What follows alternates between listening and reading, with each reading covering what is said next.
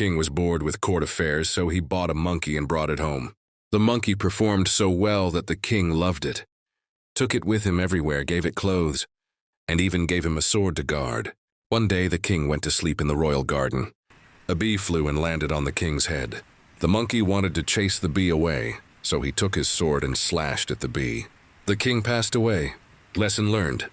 Always be careful when giving power to incompetent people.